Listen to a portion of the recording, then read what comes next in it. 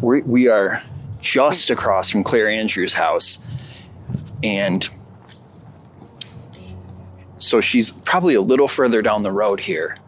We can currently see into the alcove.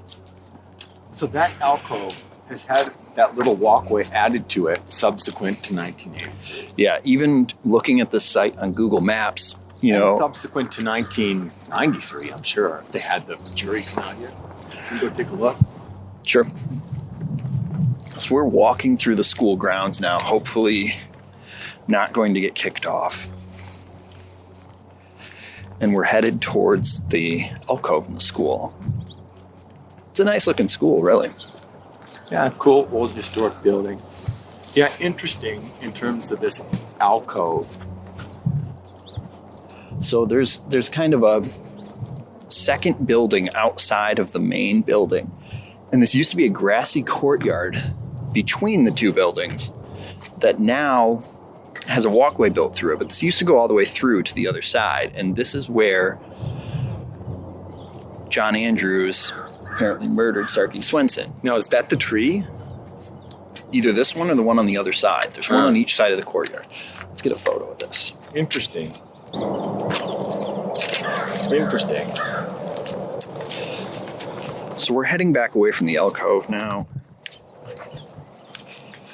Back down the sidewalk to the school. I would say the alcove is maybe 50 yards set back off the street. But you can see how from a certain angle, if Suzanne Eggert was trying not to be seen or wasn't aware there was something going on there, if you're parked on the other side of this little secondary school building here, you would not be able to see into that courtyard. No. So we're exactly across the street from Claire's house right now. And she's a stone's throw from this building set off the street. It's just like a house across the street from you, but it's a school. And right on the other side of that is the courtyard. I mean, if there was an altercation that was loud and involved revving cars and screaming people and, dragging metal across a parking lot, she probably could have heard it from her house. I would think that would have been hard to miss. She wouldn't have been able to see anything, but she definitely would have been able to hear it.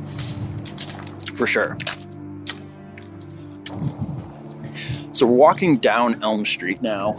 There's maybe 15 houses on this section of the block before you reach Loudon Boulevard.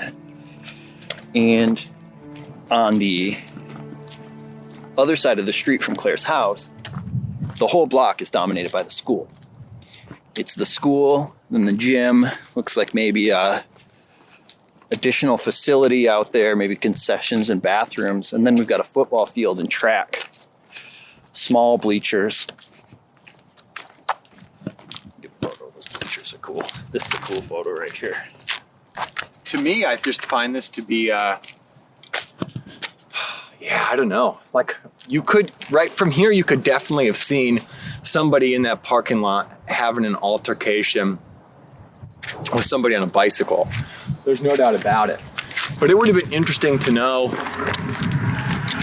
how much wind there was that day. Because honestly, if you had just a little bit of noise, it would have been really hard to have heard the people talking in that grassy alcove. It would have been really difficult.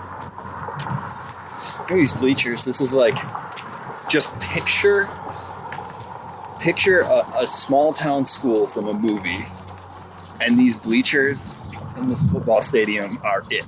Yeah, they look like they were probably built in the 1930s or 40s. I would probably not go in that announcing booth. No, the announcing booth is sketchy as hell.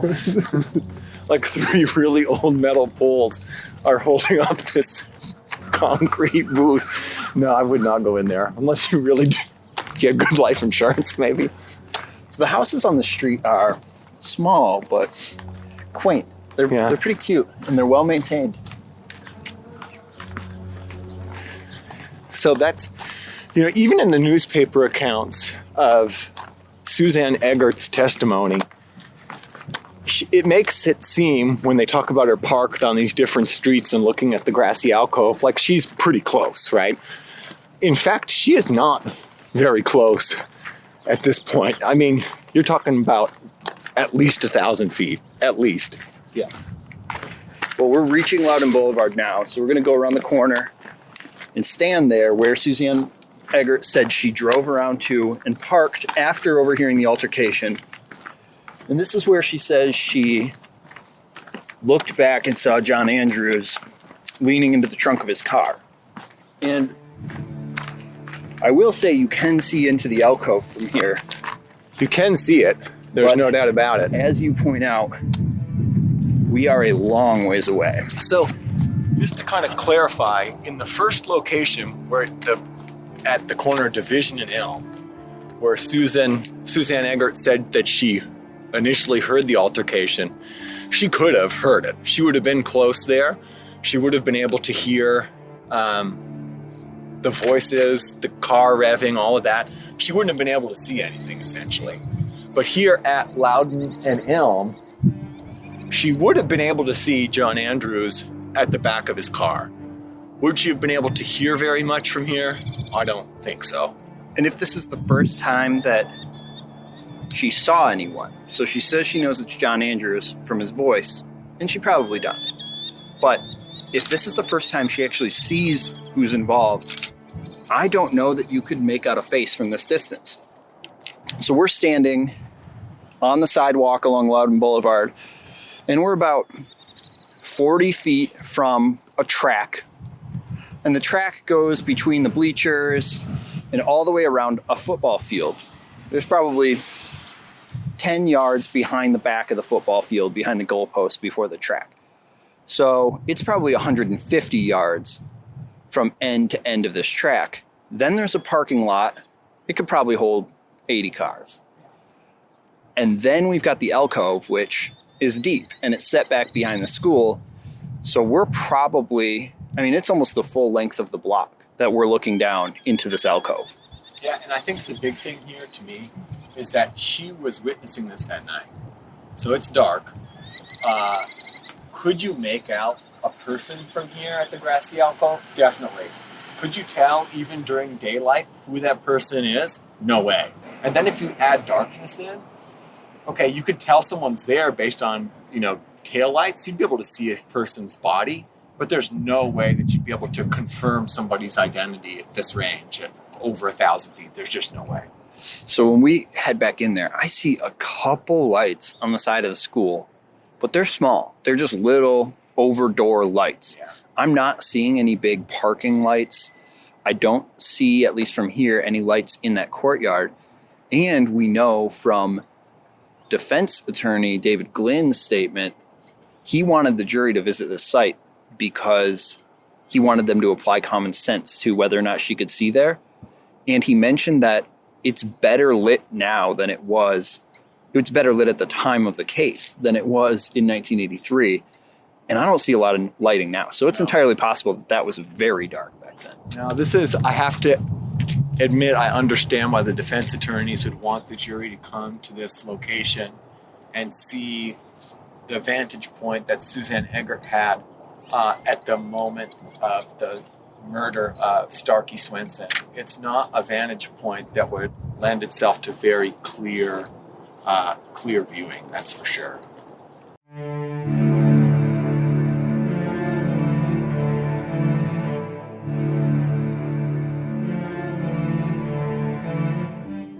All right, so to recap, after we visited the scene, it seems reasonable that Suzanne Eggert could have heard the altercation in the alcove while she was sitting at the corner of Elm and Division.